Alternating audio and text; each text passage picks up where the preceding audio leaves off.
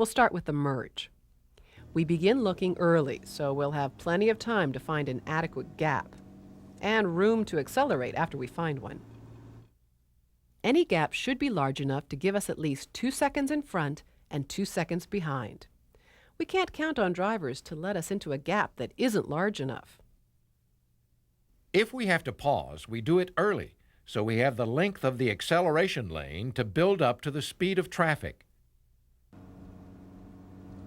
It's important to make absolutely sure of a gap before committing to it.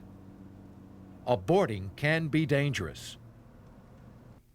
When we merge onto a highway, we need to turn around in order to see the highway.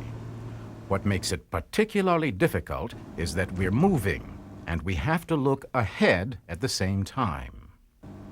Quick glances behind will let us see traffic on the road and find a gap to merge into. Ah, behind that gray car. Now, because of the way we've adjusted the mirrors, we can generally see the cars on the highway in the left mirror. Ah, there's the gray car. Just a few more seconds. It's past us. Now we can merge. But first, one more look behind just to make sure.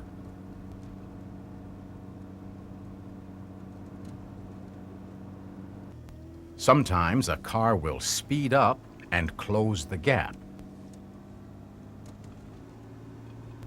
or pull into it from the far lane. But not this time. Again, we need to make it quick. The most difficult merge is when cars are in front of us. Here we need to share our attention between the cars ahead and those on the main road. Most of the merging accidents are collisions with a car ahead that is stopped.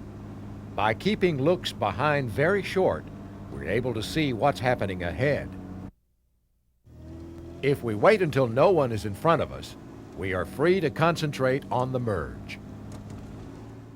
Most freeways have long merge lanes that let us keep going while we look for a gap. But some merge lanes are short, and we have to stop and wait for a chance. Here, we need to wait until the cars ahead have merged and the way is clear. If we were to be looking behind, we wouldn't see that the car ahead has stopped. This is one of the big contributors to merge crashes. We can't assume the way is clear unless we see that it is clear.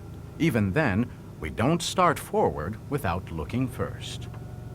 Any change in position on the road, whether to change lanes or to merge, requires the use of our mirrors and quick looks behind.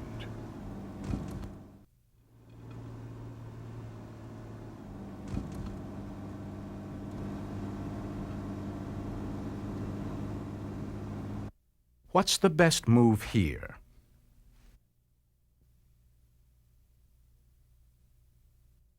Ordinarily, we might do that driver a favor by moving to the left lane. But remember, as we approached, we were watching the mirrors and saw that car passing us. So the only alternative is to slow down while the car enters.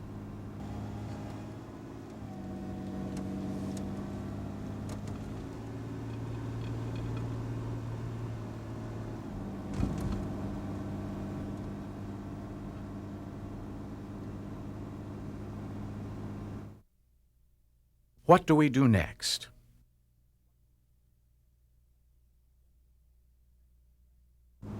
We expect that a passing car may pull into the deceleration lane and block our path.